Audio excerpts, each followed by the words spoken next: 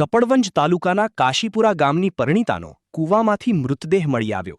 જાગૃતિ સોલંકી નામની પરિણીતા 3 દિવસ અગાઉ રહસ્યમય રીતે ગુમ થઈ હતી. પરિણીતાનો ડીકમ્પોઝ થયેલો મૃતદેહ કાશીપુરા ગામના કૂવામાંથી મળી આવ્યો.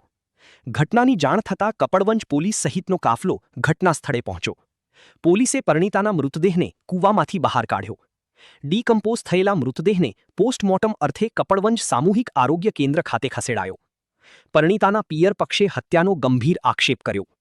પરિણીતાની હત્યા કરી મૃતદેહ કૂવામાં ફેંકી દીધો હોવાનો પિયર પક્ષનો આક્ષેપ. સમગ્ર મામલે કપડવંજ પોલીસે તપાસ હાથ ધરી.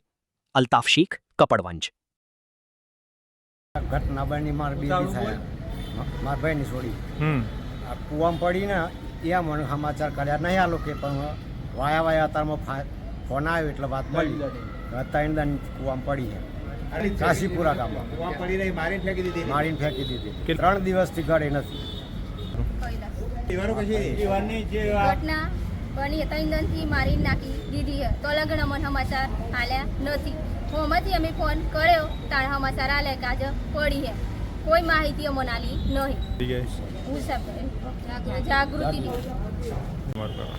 ગોહેલ મનસુખભાઈ સેવાભાઈ, મુકામ અમૃતપુરા, તાલુકો ઠાસરા, જિલ્લો ખેડા, રાણા, રહેવાનું કાબીપુરા. ના બની અત્યારે લગભગ મેં સવારે 11 વાગે મેં વાયા ફોન કોન્ટેક્ટથી માહિતી જાણી કે ભાઈ તમારા હારાની છોકરીને મારી નાખી છે અને કૂવાની અંદર ફેંકી દીધેલી છે. આજે 3 દિવસ 4 દિવસથી કદાચ કોઈ હોદખોર કરી નથી. એ લોકો પિયર પક્ષવાળાને પણ એમણે જોણ નહીં કરેલી. એ લોકોએ એમને ફોન કરાયો મેં જ્યારે કે ભાઈ શું બન્યું કાશીપુરા, તો કે અમે કશું જાણતા નહીં. એટલે મારી જોડે વાયા કોન્ટેક્ટ ફોન થયો કે વાત થઈ કે આવું કાશીપુરા આવો બનાવ બન્યો છે એમ. તો કે અમે જાણતા નથી. મેં એમને ફોન કર્યો કે ભાઈ તમે તપાસ કરો કે શું આ ઘટના બની છે. તો કે ખરેખર અમે તપાસ કરતા અમે જઈએ તો પછી તમે જો હું આવી જાઉં છું કાશીપુરા. ત્યાર પછી એ લોકોને મેં મોકલ્યા અને ત્યાર પછી વાયા એની મોટી બેન પણ આવી હતી ભૂત્યા લાલેતરા. એ ભાઈને મેં ફોન કોન્ટેક્ટ કરાયો કે ભાઈ પહોંચી જા તું કાશીપુરા, આવી ઘટના બનેલી છે તો તાત્કાલિક તું પહોંચી જા, કૂવાની મહિલા જ છે અત્યારે.